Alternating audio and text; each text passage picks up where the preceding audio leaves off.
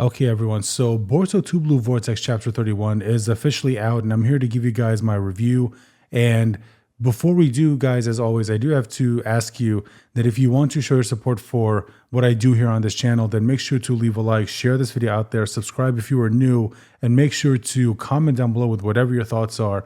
And with all that said, let's go ahead and get into this. There's definitely a lot of stuff that we do need to talk about based on what actually happened in this chapter and what it could possibly lead to, not just in the future of the series, but also in the future of this arc in general, and what it could, or specifically what the future of specific characters might be based on what actually happens in this chapter. We're going to get to it, but let's go ahead and start right at the beginning of the chapter. So the chapter pretty much picks up right where the previous chapter left off, where Koji attacked the Mamushi clones through his toad, and obviously his goal is to kill Kobu, but right now, he is telling Inogen that he needs to undo the mind transmission jutsu, because if he gets killed while he's still taking over Kobu's body, then he is going to die along with Kobu.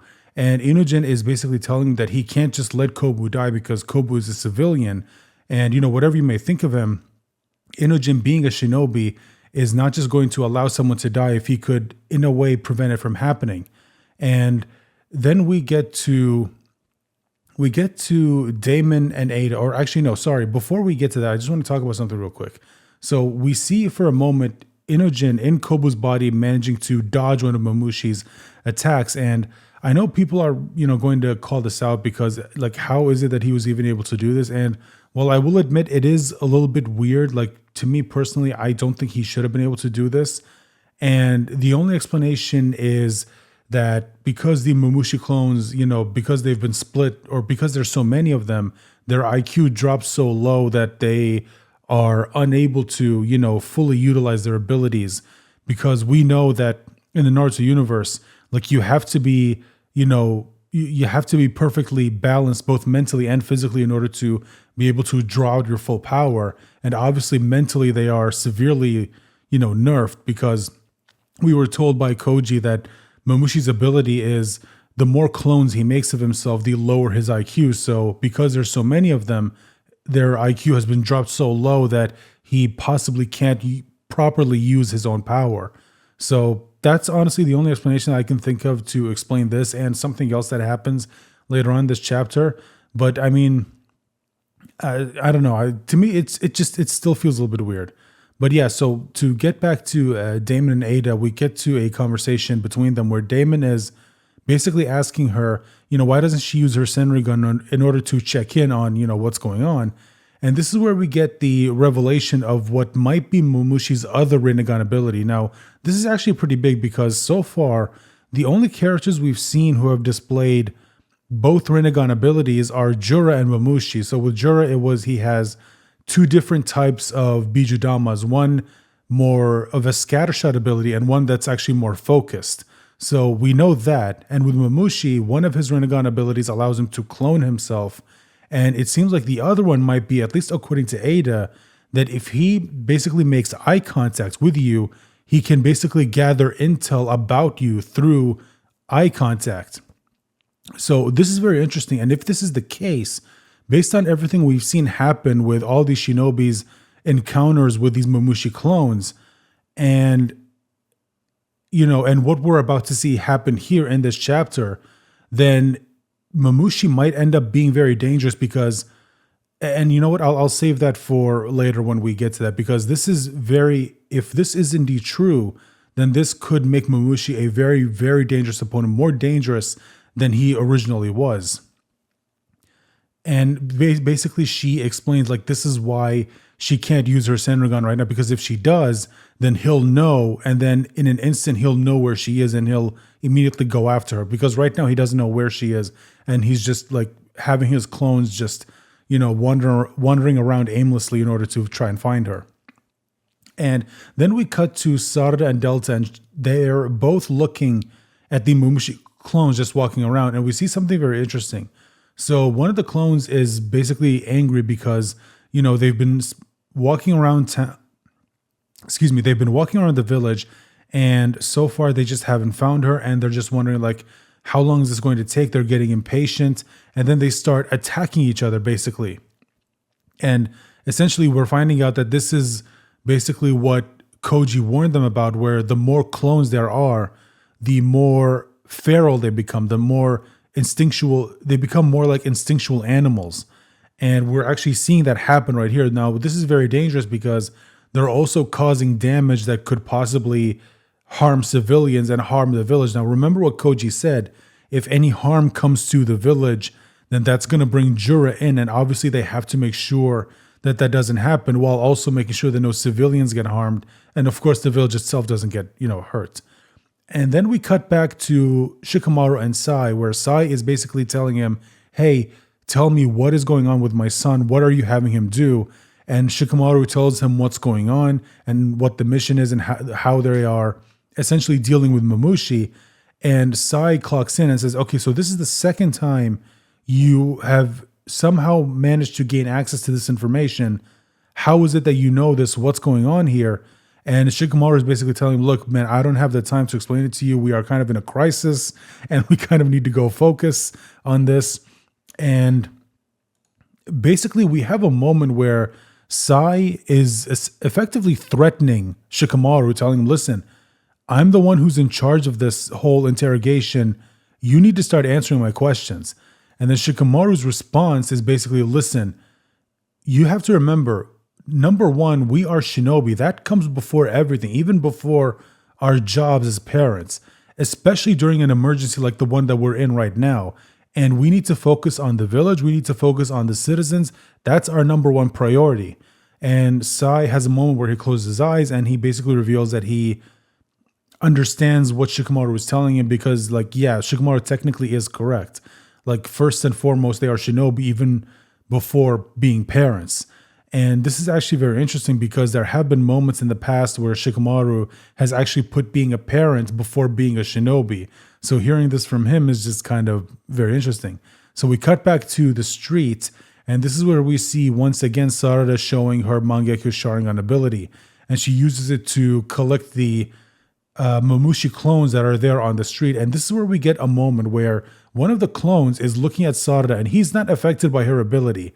And he's clocked in that this ability is Sarada. He sees her floating up there in the sky and he tries to attack her from behind, but Sarada turns around and she looks at him and now he's caught in her ability. So if you don't remember, we got the information about her ability on one of the databases that are released on the Naruto website, where it's revealed that in order for her ability to work on you, she has to actually look at you. So that's a requirement for her ability to actually work. So the reason why it didn't work on the clone before and why it's working now is because Sarada wasn't actually looking at him. Now, remember what I said earlier about how if Mamushi's ability is that if he makes eye contact with you, he can gather intelligence about you. Well, now he's done that with Sarada. And we know in the previous arc, Jura did mention him knowing about Sarada's ability and her essentially, awakening her ability through seeing Yodo's sacrifice. And now, however, he's going to have even more information because if all of the information gathered by the awakened Shinju all goes back to Jura, then the information that's going to be gathered by Mamushi, all of that is also going to go back to Jura. So Jura is going to have more information on basically every shinobi that has encountered the Mamushi clones because all of them would have at one point made eye contact with all these shinobi, specifically Boruto, Kawaki, and now Sarada. Chocho's one of them, Shikadai, and Himawari, her ability when it comes to using the Nine Tails, when it comes to using Kurama's power. All of that information is now going to go back to Jura, which is pretty bad because as we've seen with the awakened Shinju, the more knowledge they gain, the more they start to evolve and the more dangerous they become. So I am curious if that's going to come into play later on in the series. And then we see her, using her ability to gather all the Mamushi clones, and it looks like there's like 16 to maybe 20 of them. And this is where she tells Delta about her ability and how it only works on people that she looks at with her own eyes, which based on what we get later on, there's a chance that might not last. We'll get to that. But we get a moment where Delta is chasing down some clones and she manages to, destroy all of them by being, the same brutal Delta that we've always seen her be. And then we see Sarada just destroy all the clones. And this is where we see the effects of using the Mangekyo Sharingan come into play. Sarada is barely able to stand up. She's holding onto her head. She's, clearly, feeling the effects of it or the side effects of using the Mangekyo. We see her eyes bleeding, but we also see them starting to become, whited out. And we see basically her perspective, her view of Delta, and it's starting to blur. So yeah, she is definitely starting to lose her eyesight, which is consistent with the lore when it comes to using the Mangekyo Sharingan. And then it cuts back to what's going on with, with Inojin in Kobu's body. And basically somehow he's still alive. I don't know how they haven't managed to kill him yet. But we cut back to the hideout and Koji manages to forcefully undo the ability. And he's basically telling Inojin, quick, you need to restore the connection because he's worried about, all of the other members of the mission that's going on right now to deal with Mamushi. And once he establishes the connection, he immediately warns Shikamaru about Kobu and how he's on the roof. He's about to be attacked by the Mamushi clones. And they do manage to get there, but unfortunately they're too late because Mamushi sets Kobu on fire. But then that's when Boruto comes in and he kills all the Mamushi clones in one hit and uses the karma to absorb the fire that the Mamushi clones used to try and kill Kobu. Now, Boruto coming in and saving him is kind of obvious. That was very obvious from the previous chapter.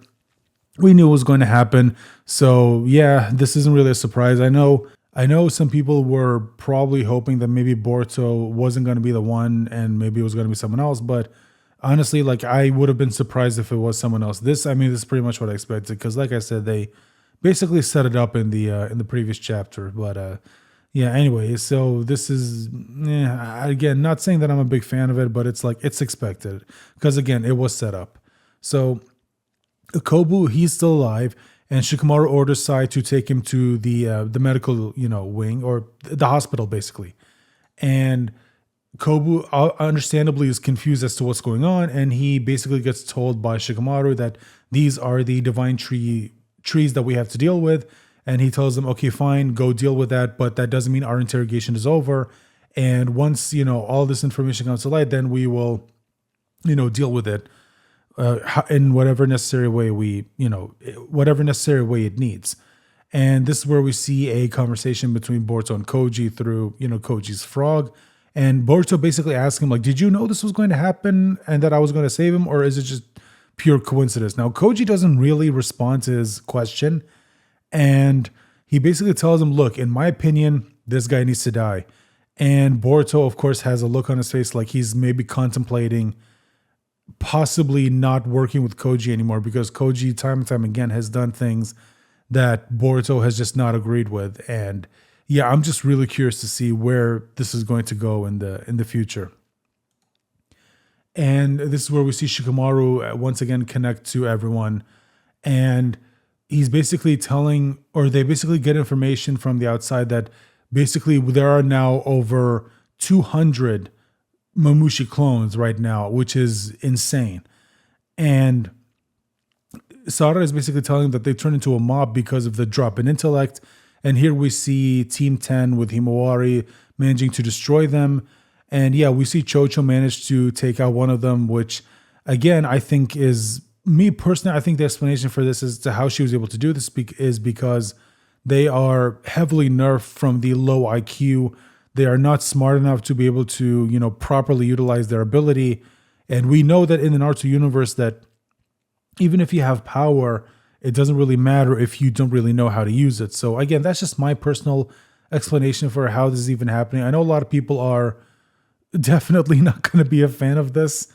But again, I think that if you use that explanation, I think it personally explains it pretty well, at least for me personally. It's, but that's just, it is what it is. What are you going to do? And that's when Shikadai reports in and says, hey, we're fighting off a bunch of clones, but there's just too many of them. And they're basically starting to run low on chakra. And this is where Shikamaru enacts, or basically starts to change the plan. And he tells them that, okay, we're going to have to go with our last resort. And the last resort is to use Eida as bait. Basically, they are going to essentially tell the Mamushi clones where Eida is. At least that's what I'm guessing. And that's going to basically make all of them head to that one singular location. Hopefully, I'm guessing that he's hoping that this will make the Mamushi clones leave the civilians and the village alone and immediately focus on Eida, since that is why they are there. Eida, understandably, is not a fan of this. And Daemon is actually a big fan of this because it means he finally gets to be part of it. And it means there is a chance we get to see Daemon actually use his full power. Now, whether he does or doesn't, I don't know. But there is a chance it might end up happening. Now, that is basically the ending of the chapter. And me personally, I thought the chapter was fine. Again, yeah, it's not really blowing me away. I don't really think the writing of this was really all that nothing really impressive. I mean, it is what it's okay. I don't think it's bad. It's just it's okay. Like it's like I would give it maybe like a 5, maybe 5.5 to maybe 6 out of 10. Like that's personally what I would give the chapter. Like it's fine. It's not great. It's not bad. It's just meh. It's whatever. And yeah, a lot of the stuff that happened is basically like what you expect to happen. I know that there's, let me bring it up right here. Yeah, apparently a lot of people are apparently they're upset about Sarada, starting to lose her vision or whatever. Personally, I don't know why. I mean, that's pretty much in line with the lore. Like, yeah, using the Mangekyo Sharingan makes you lose your eyesight. That's been the case since the Mangekyo Sharingan's literally been, or actually, no, not since it's been introduced, but like the second time that it was, really talked about, during the Sasuke Itachi fight where Itachi clarified to Sasuke and by extension us, the audience, that when you awaken the Mangekyo Sharingan, immediately the minute you start actually using it, your vision starts to deteriorate. So this is pretty normal, and Sarada's already used it twice. So yeah, it's definitely gonna start affecting her. Honestly, I would have been surprised, or I would have called bullshit if she wasn't affected by her using the Mangekyo. Like if she could just use it, fine, like nothing wrong, absolutely no side effects whatsoever, then I would have called bullshit. But that's not what's happening. And yeah, the Mamushi clones being taken out again. If you apply the logic of them being like nerfed mentally, then I guess. But I mean, I don't know. Like I really hope we get something else from him, because honestly, like I'm gonna be 100% real with you guys. I haven't been impressed with what they've done with the Awakened Shinjo lately. There was so much promise, or honestly, like when they were first introduced, and just the way they've been handled, just like it's been really disappointing, at least for me personally. Again, I know a lot of people are probably not going to agree, but for me personally, I just think there's so much more they could have done with these characters. And just seeing how they've been handled, where they were basically just, I guess, like not really that much of a threat, like not really, for being 100% honest. Like literally, what have they actually done? I mean, for the most part, they've killed Yodo, who's a character that's barely even in the manga and barely even in the end. Like she's basically a nothing character. But like how they had her die and everything, like it was meant to be like a shocking moment, but it's like not really. I mean, again, are we supposed to care? I mean, honestly, like again, I've just been really disappointed with how they've been handled. And I'm going to be honest, it's probably one of the reasons I haven't been as, invested in making these reviews for these latest for Boruto chapters like lately. Just, I don't know, I haven't really been liking what I've been seeing. But, obviously I'll still do the reviews. I'll still, talk about them because that's what I do here. But yeah, just it feels like whatever interest I had just got way, way low. I don't know, maybe it could change depending on where it goes. We'll see. But so far, just no.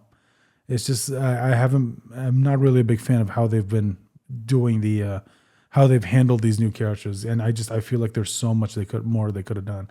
But again, that's just me. I understand if you don't, feel the same way, or if you really liked it. If you did, hey, I'm happy for you. I'm really glad you're enjoying it. I'm letting you know how I personally feel about it. But anyway, guys, I'm going to go ahead and let you guys go, and I'll just see you guys for the next chapter. Hopefully we'll get something that really, really gets my, interest back. I mean, the next chapter is supposed to be the last chapter of the newest volume, and that's usually when something big happens. But we'll see. Anyway, that's going to be it for me. Thank you so much for joining me, and I hope I'll see you guys, again for the next chapter. Bye for now.